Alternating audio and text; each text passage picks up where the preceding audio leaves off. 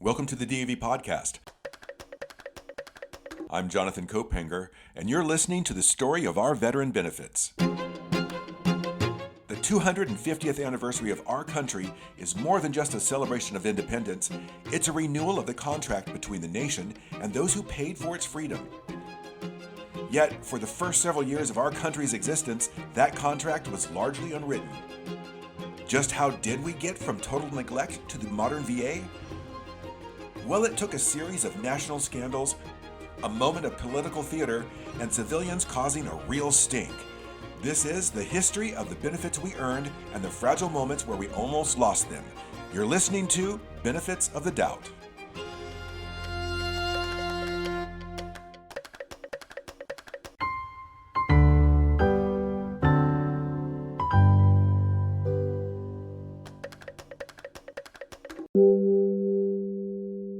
Chapter 2, The Era of Good Feelings and Even Better Benefits. In 1776, 18-year-old James Monroe left college and joined the Continental Army. By December, he was commissioned as a lieutenant and fighting under the command of George Washington at the Battle of Trenton. During this battle, he was struck in the shoulder by a musket ball that severed an artery. He nearly bled to death on the battlefield. He survived, but lived with that musket ball lodged in his shoulder for the rest of his life, which caused him pain and physical discomfort. After the war, he studied under Thomas Jefferson, was elected to the Virginia House of Delegates. He became friends with James Madison. Basically, he was a very busy man. Now, recently I was able to speak with author Tim McGrath for some assistance on James Monroe. Tim wrote the book James Monroe, A Life, and he's the perfect person to help us understand our fifth president just a little bit better. An observer of the three of them at Monticello late in their lives had mentioned that Jefferson has the greatest innovative ideas and Madison has this legal brilliance, but Monroe has the best judgment. That best judgment, well, that was a big benefit for us veterans. Monroe served as a delegate to the Continental Congress between 1783 and 1786. He was appointed to the U.S. Senate in 1790. He was minister to France for George Washington. He was governor of Virginia. He was the Secretary of State and war at the same time. So by the time 1817 opened up on calendars, this disabled American veteran was ready to make some changes as he started his new job as the fifth president of the United States of America. When Monroe assumed the White House, for the first time in our fledgling country's history, the United States was at peace. The War of 1812 was over, the Barbary pirates were suppressed, the Indian Wars were temporarily stabilized, and with no active war to fund, the government finally had the political and financial breathing room to look at its aging veterans and ask how to pay them back.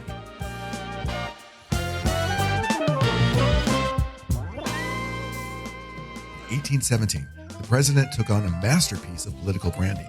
In what was billed as an inspection tour, the new president found a nonpartisan vein in the country when he said he was inspecting the nation's coastal fortifications. After the British burning of Washington, D.C. in 1814, the entire country agreed better defenses were needed. And by focusing on the entire country and not just one region, the tour became nationalistic. Here's Tim with more. And what was so interesting, if there's a PR move to it, it's what he wore on these national tours. He is wearing this buff-colored breeches and waistcoat, a dark blue jacket. He's got a chapeau bras hat, a dark hat that he's putting on his head. And that's the closest he can come up to a Continental Army uniform. People didn't expect to see the president in those days.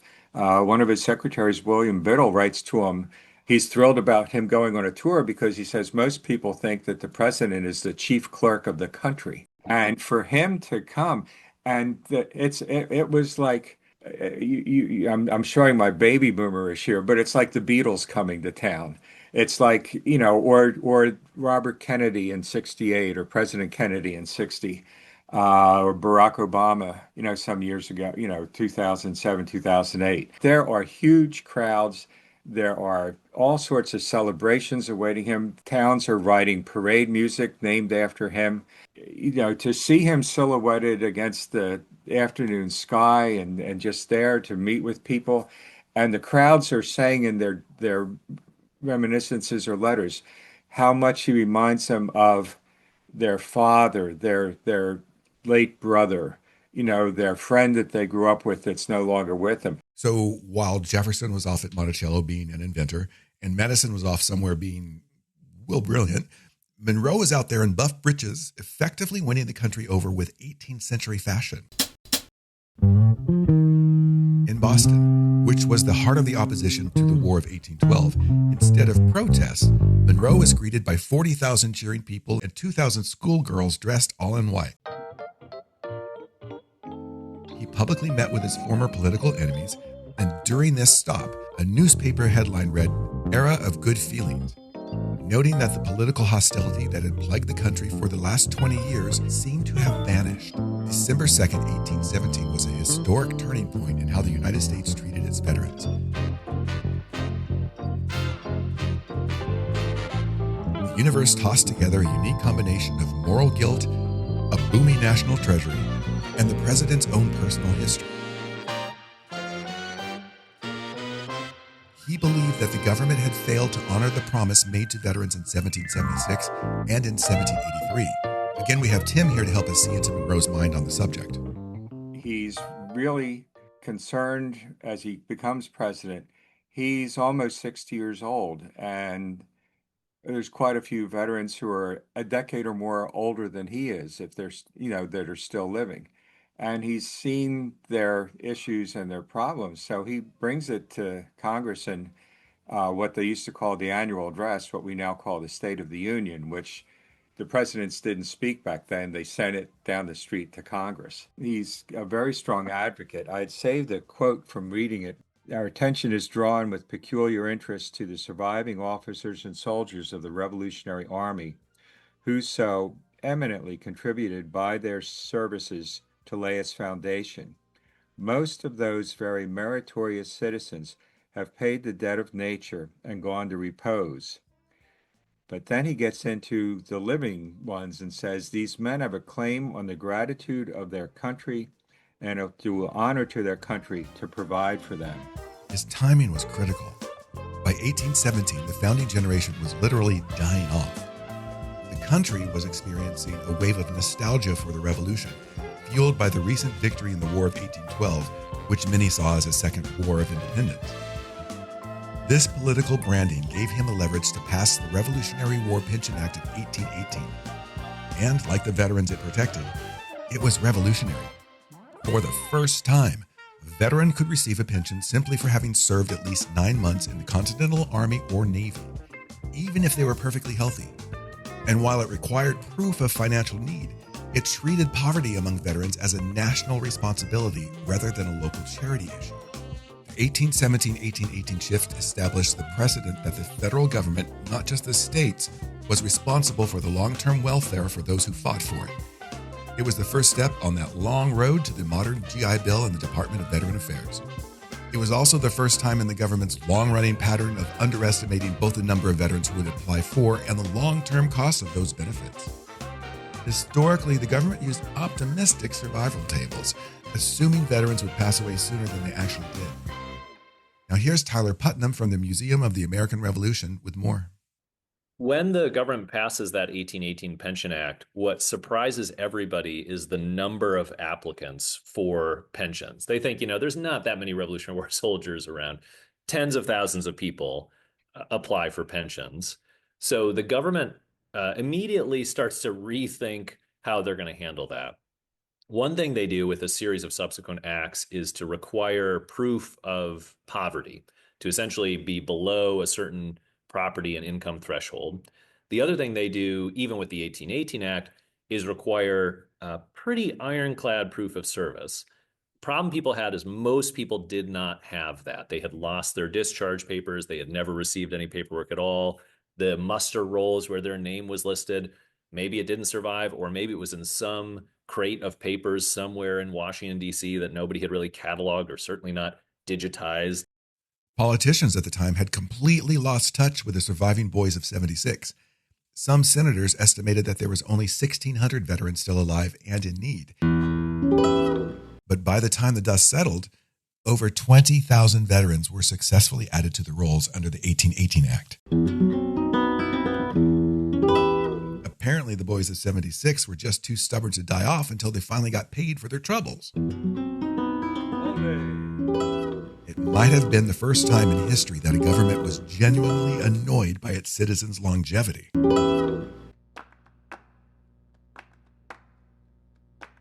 Now, these first pensions were strictly for Continental Army veterans, which means someone who served under Washington in the Federal Army. If you served in a local state militia, you weren't eligible until a later act in 1832. But then what about the roughly 500,000 veterans of the War of 1812? Well, in 1818, these vets were mostly young and fit, so they weren't eligible for service pensions. They only received benefits if they had been invalidated during the war. And just so we're clear here, invalidated is 19th century speak for disabled. It wouldn't be until 1871, more than 50 years later, that they would get a general service pension like the one granted in 1818. The 1818 influx was so much greater than expected that Congress panicked, and in 1820 passed the Remedial Act, forcing veterans to prove their poverty again to stay on the list. The Secretary of War ended up striking over 5,000 veterans from the books because they just weren't poor enough. Now that said, things were moving in the right direction for veterans, just not quite fast enough. By 1829, life for the surviving veterans was a stark contrast between venerated social status and extreme physical and financial hardship. The average surviving veteran was in his late 70s or 80s, and to the public, they were a hoary-headed hero, a physical link to the founding of the nation. And as the 50th anniversary of the Declaration of Independence had just passed, nostalgia was at an all-time high. Because the 1818 Pension Act and its 1870 amendment required a veteran to be in need to receive money, the federal government had a literal list of your poverty. And in 1829, many veterans were living in what we would now call extreme poverty. But to get your $8 a month, you had to prove you owned almost nothing. Court records from the 1820s showed veterans listing their entire worldly possessions: one old cow, 3 broken chairs, an iron pot, a rusty hoe. In one listing, the veteran was refused his pension because he owned a wig and a broken mirror. Apparently, in 1829, having style was a disqualifying factor for federal aid. It's the 19th century version of being told you can't have a pension because you're spending too much money on avocado toast. Except instead of toast, it's a powdered wig and a mirror that didn't even work.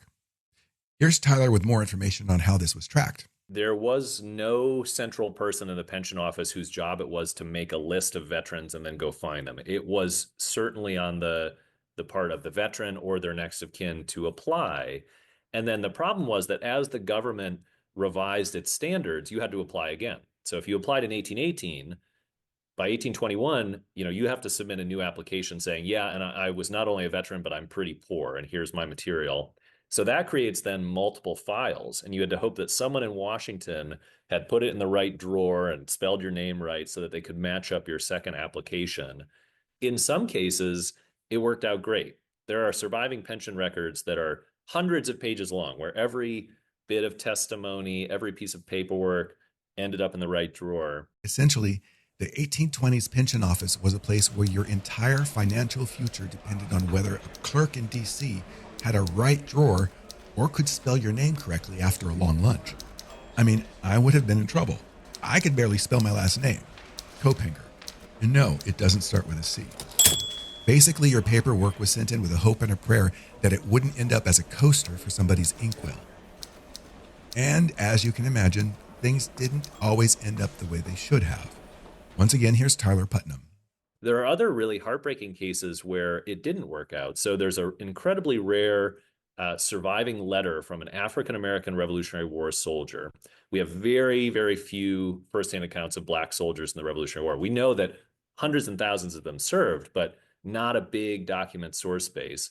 The reason this letter survives, this letter home from a soldier during the Revolutionary War, was that it was sent into the federal archives by his widow as part of her application for a pension. And her way of proving that her late husband had served in the war, was sending a wartime dated letter from camp that she had sent, that she had received to Washington. And she says in the pension application, once you've reviewed this and agreed that my husband was a soldier and I deserve a widow's pension, can you please send it back because it's the only little trace of him that I have left. Where is that document today? It's in the National Archives, never sent back to his widow. The next frozen moment that shaped our modern benefits occurred in 1829 on an actual frozen December night in Philadelphia. John Nagel, a 33-year-old portrait painter, was walking to a friend's house one night. The streets were almost deserted due to the cold night air. Nagel spotted an elderly man huddled under a makeshift shelter trying to escape the snow. According to his diary, he found the man much benumbed with cold and scantily clad. His coat was a flannel barely covering him, and he had an apology for his shirt. All were in rags and string. Nagel chose not to leave the man in the storm and invited him back to his home to warm up by the fire. He quickly realized that the man's primary language was German and that he spoke very little English. So Nagel asked a neighbor, a grocer, who spoke German to come and act as a translator.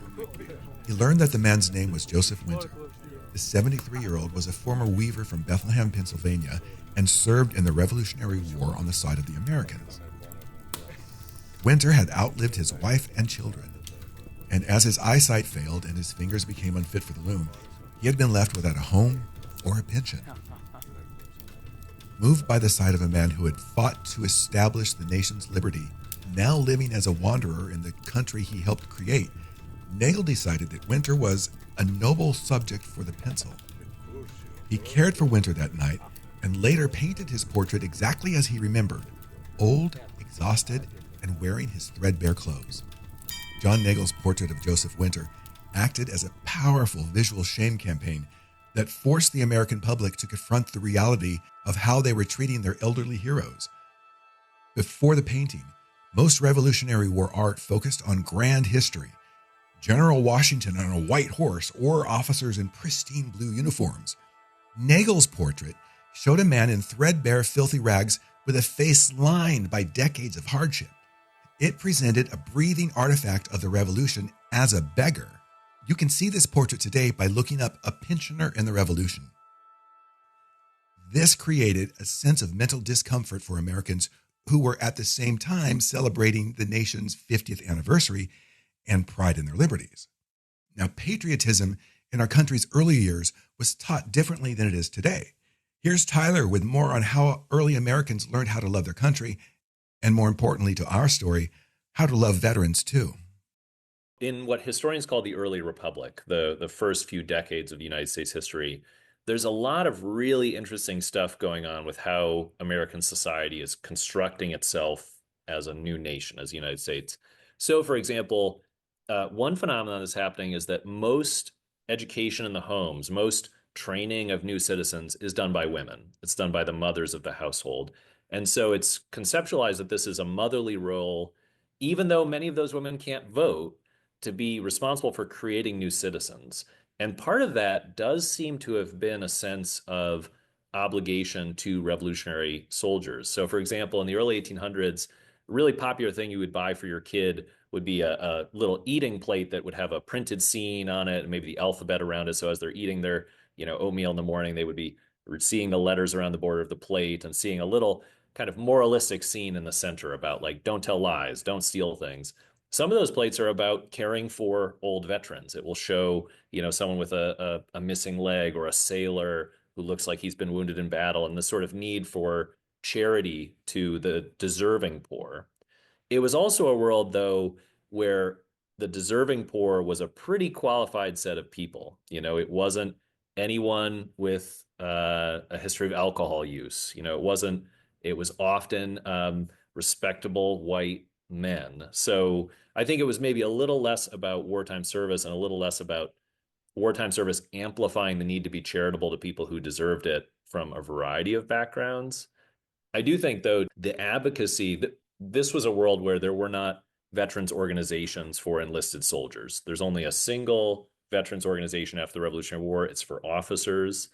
This was not a world where There wasn't a USO. There wasn't a big civilian support network for soldiers. So I think that a lot of the advocacy was happening in a decentralized, disorganized way, or from the top, from politicians. The bottom line is, people in the 1800s liked their veterans, and they didn't like it when they saw that their veterans needed help but weren't getting any. Nagel teamed up with an engraver who created a print of the portrait. They called it Patriotism in Age. And by 1831, the picture became the 19th century equivalent of a viral image. The print sold wildly and brought the image into the homes of middle-class Americans. It provoked a sense of national shame.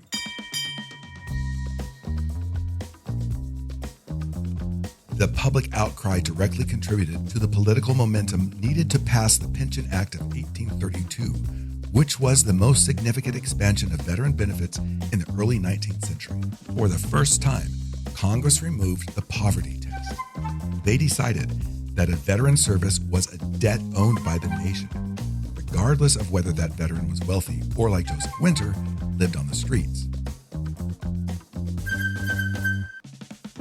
If the 1818 Act was a mercy bill for the poor, the 1832 Act was a gratitude bill for all who served.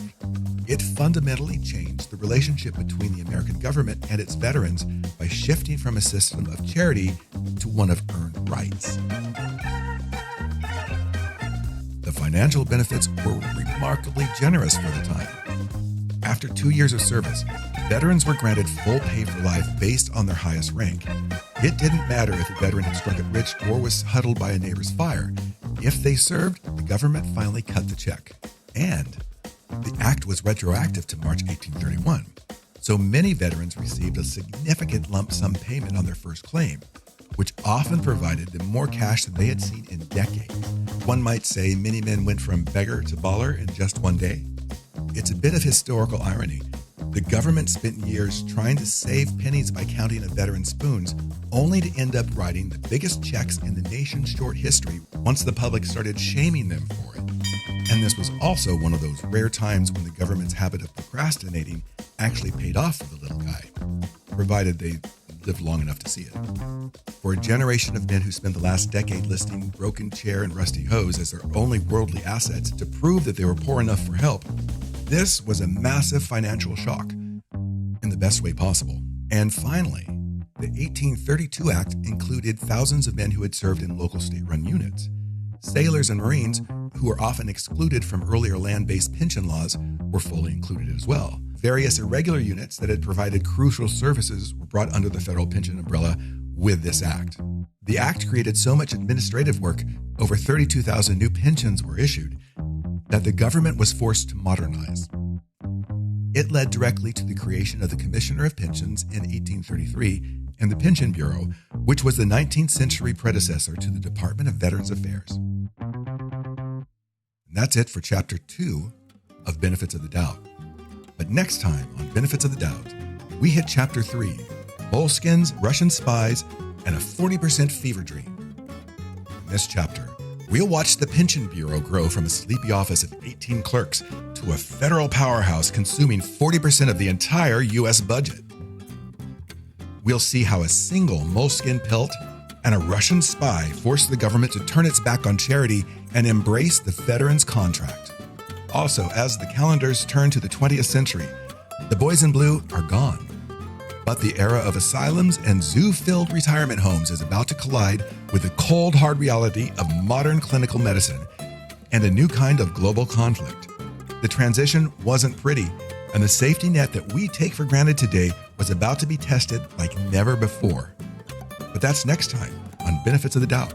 I'm Jonathan Kaupanger. This is the DAV Podcast. Bye for now.